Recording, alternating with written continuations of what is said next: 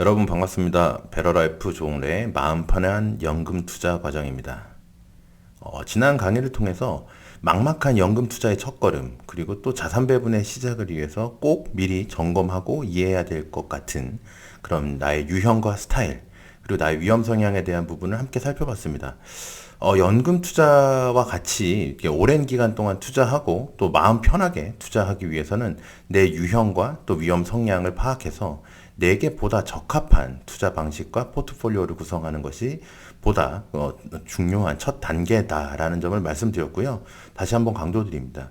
세상에 지붕부터 지을 수 있는 집은 없다라는 말씀을 드렸었는데 이는 투자에서도 마찬가지입니다. 그렇기 때문에 원칙에 기반한 투자, 그리고 차근차근 설계되고 기초가 탄탄한 그런 투자가 장기적인 목표 달성을 위해서는 훨씬 더 중요하고 반드시 기억해야 된다.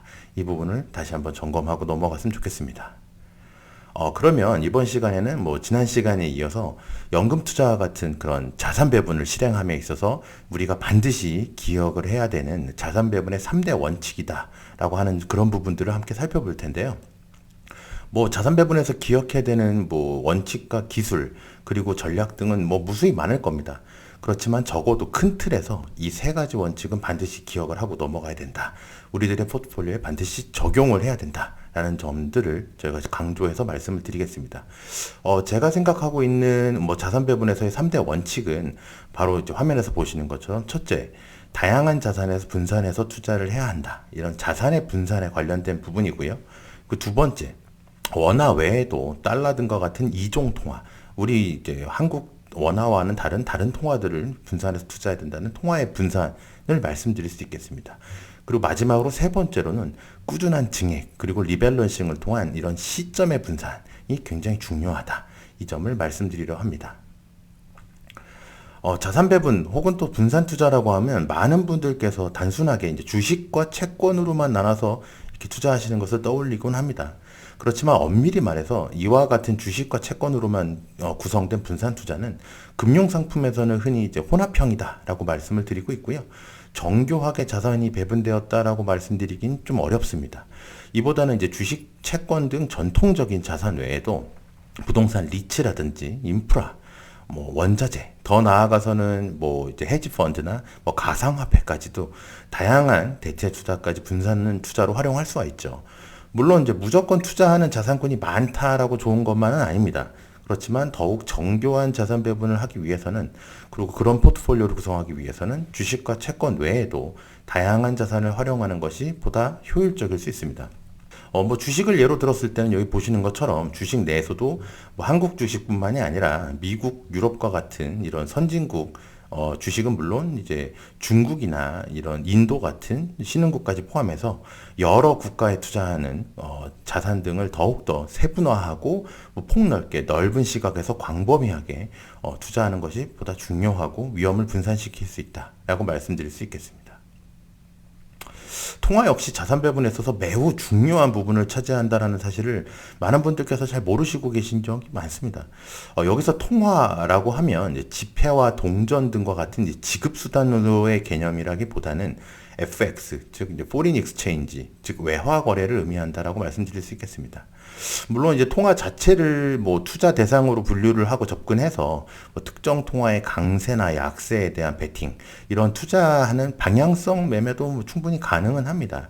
우리가 뭐 흔히 달러의 강세가 예상이 되거나 그럴 때 달러를 사재기를 한다든지, 아니면 뭐 엔화가 계속 약세가 될 때 뭐 일본 여행을 위한 목적이 됐던, 아니면 엔화가 방향을 바꿔서 앞으로 강세로 갈 거다라는 기대감이나 전망에 기대에 기반해서 투자를 하던, 이렇게 엔화로 교환하는 그런 투자, 이런 것들이 뭐 통화의 방향성에 대한 매매가 되겠죠. 그렇지만 통화를 이제 투자 종목의 개념으로 접근하기보다는 전체 포트폴리오 관점에서 기초 통화의 개념으로 선택하는 것도 매우 중요한 자산 배분이 될 수 있습니다.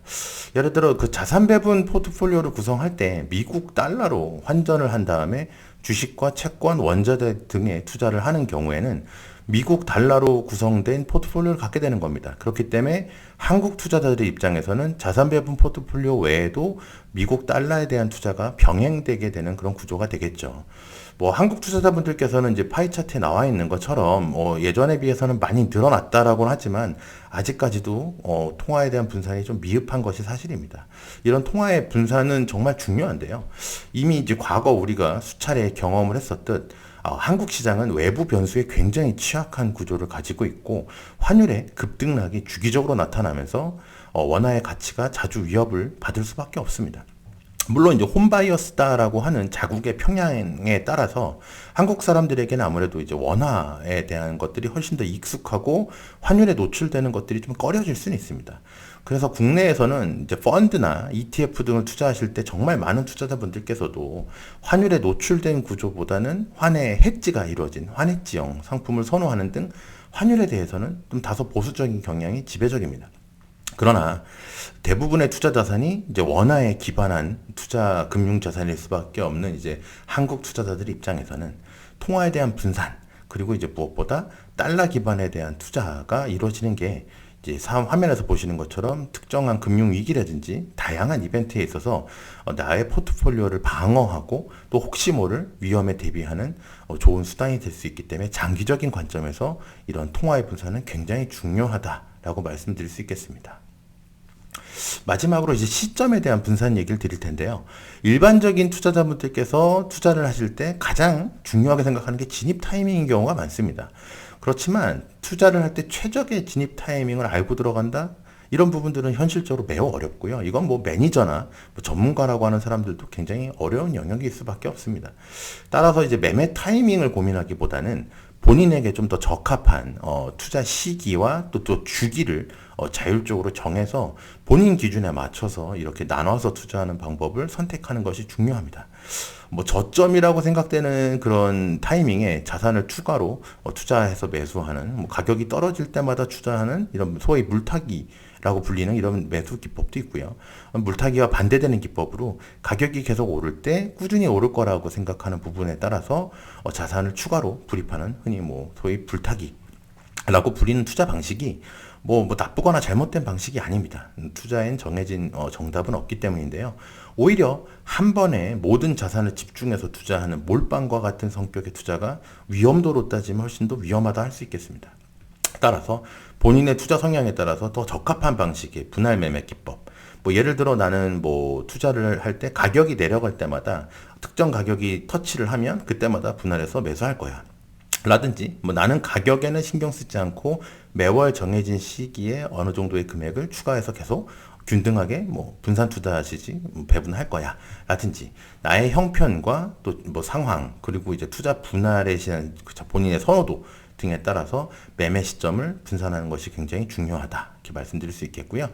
또한 또 다른 중요한 시점의 분산이 있는데요. 이건 바로 리밸런싱입니다.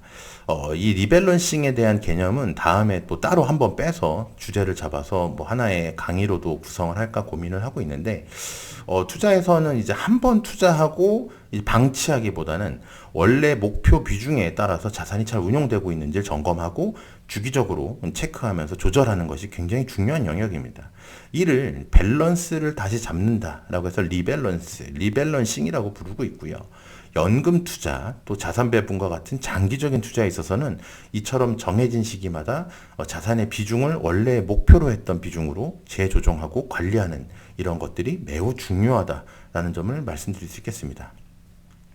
뭐 흔히 투자 세계에서 공짜 점심은 없다. 뭐 이런 많은 표현들을 많이 쓰시죠. 뭐 이는 뭐 모든 행위에는 반드시 그 대가가 따른다. 라든지 혹은 무언가를 얻기 위해서는 반드시 무언가를 내놔야 된다. 포기해야 된다. 라는 기회비용과 같은 그런 형태로도 쓰이고 있는데 항상 모든 선택에는 비용이 따를 수밖에 없다. 라는 그런 개념으로 이해를 해주시면 될 텐데요.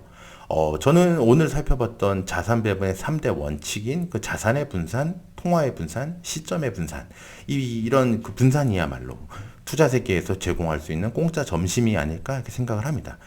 노벨 경제학상을 수상했던 뭐 현대 자산 배분 이론의 창시자죠. 해리 마코비츠도 자산 배분은 공짜 점심을 먹게 해주는 유일한 방법이다라는 그 유명한 명언을 남긴 바가 있습니다.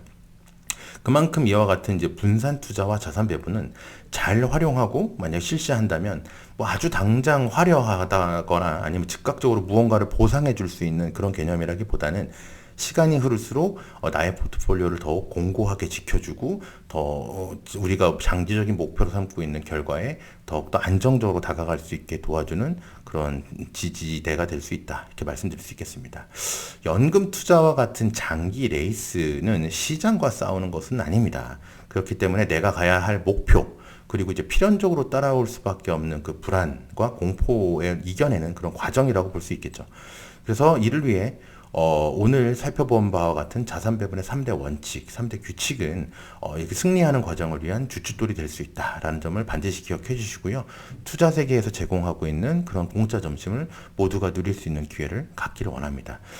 지금까지 베러라이프 조홍래의 마음 편한 연금 투자였고요. 자산 배분의 3대 원칙은 반드시 앞으로 나올 여러 가지 이제 자산 배분의 기법에 있어서도 핵심이 되는 기초적인 내용이기 때문에 반드시 그 개념을 이해하고 적용해 나가길 바라겠습니다. 다음 시간에 다시 찾아뵙겠습니다. 감사합니다.